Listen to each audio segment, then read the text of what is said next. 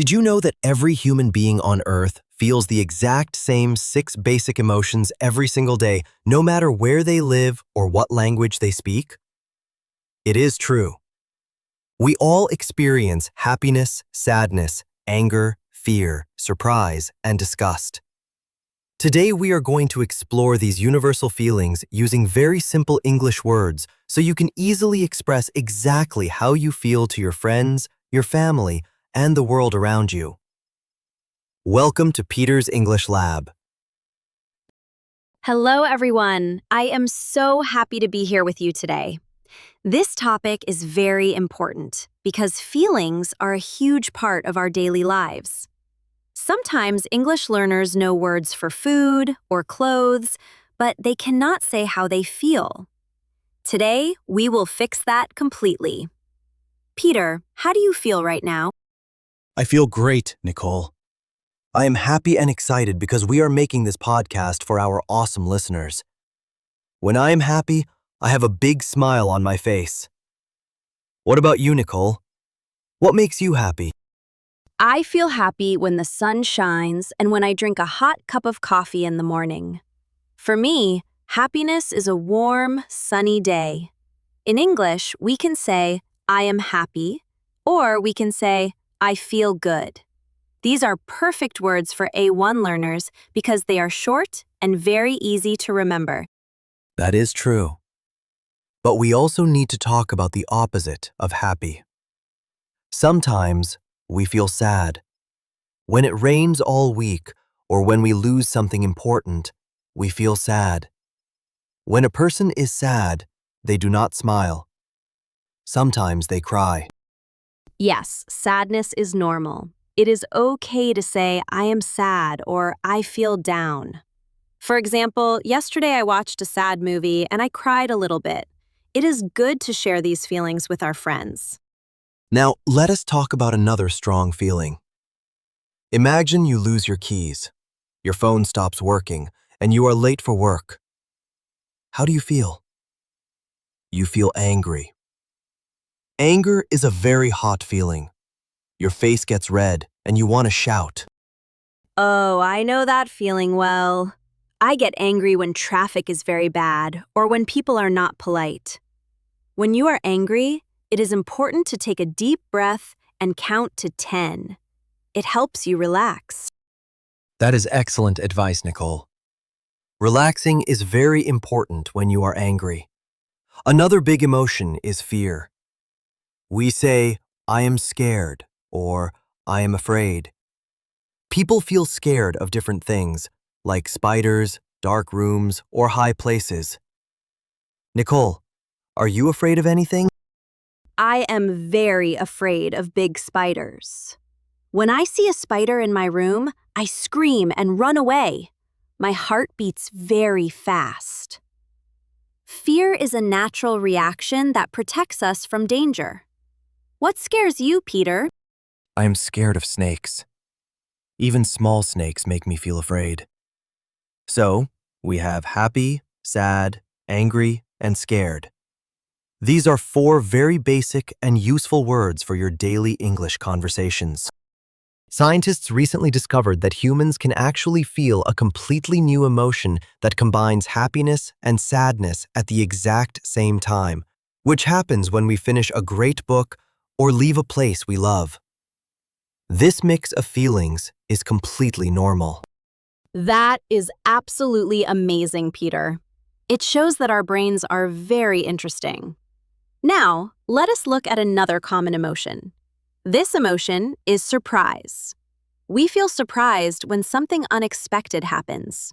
For example, if your friends give you a party on your birthday and you do not know about it, you are surprised. Yes, surprise can be good or bad. A birthday party is a good surprise. A sudden loud noise in the night is a bad surprise. When we are surprised, our eyes get very wide and our mouths open in an O shape. We say, "Oh, wow." The last basic feeling is disgust. We feel disgust when we smell bad food, see garbage, or taste something terrible. For example, if you open the refrigerator and find old green milk, you feel disgust. You go, yuck. That is a perfect example, Nicole. Nobody likes bad milk. Now, let us look at some other simple words for feelings that A1 students hear every day. These words are tired, hungry, and thirsty. They are physical feelings, but they change our mood. That is so true. When I am tired, I do not feel happy. I feel grumpy. Tired means you need to sleep. After a long day of work or study, you want to go to bed because you are tired. And when you do not eat food for many hours, you are hungry. Your stomach makes a funny noise. You think about pizza, burgers, or apples. When I am hungry, I must eat immediately or I get angry. Some people call this hangry. Yes, hungry plus angry equals hangry. It is a fun modern word. We also have thirsty. You are thirsty when you need water. After you run in the park on a hot summer day, you are very thirsty, and a cold glass of water feels amazing. Let us also talk about hot and cold. These are feelings too. In the summer, the temperature is 40 degrees and we say, I am hot. In the winter, there is snow and we say, I am cold. Correct. Notice that in English, we use the verb to be for these feelings. We say, I am hot, I am cold, I am hungry, or I am tired. We do not use the verb to have for these feelings, like in some other languages. That is an extremely important rule for our listeners. Always say, I am hungry. Never say, I have hunger. Now, let us practice some simple sentences together. I will say a situation, and Nicole will say the feeling. That sounds like a wonderful game. Let us do it. You win a new bicycle in a competition. How do you feel? I feel very happy and surprised. I smile and say thank you. Your dog is sick, and he cannot play with you today. How do you feel? I feel sad. I want my dog to feel better soon. You study English for 5 hours without a break. How do you feel? I feel very tired. My brain hurts, and I need a long nap. You see a big, ugly insect on your dinner plate. How do you feel? Yuck. I feel disgust and anger. I want a new dinner.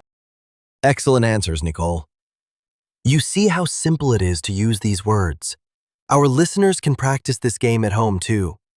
Just look around you and ask yourself, how do I feel right now? Yes, practicing every day is the secret to learning English. You can write your feelings in a small notebook. Every morning, write one sentence like, today I am happy, or today I am tired. It helps a lot. Another great feeling is bored. You feel bored when you have nothing to do or when a movie is not interesting. Time moves very slowly when you are bored. You just sit and look at the wall. I hate feeling bored. That is why I love to learn new things or listen to podcasts like Peter's English Lab. Learning prevents boredom completely. We also have the word excited. This is a beautiful word. You are excited when something great is going to happen in the future. For example, if you are going on a vacation tomorrow, you are excited.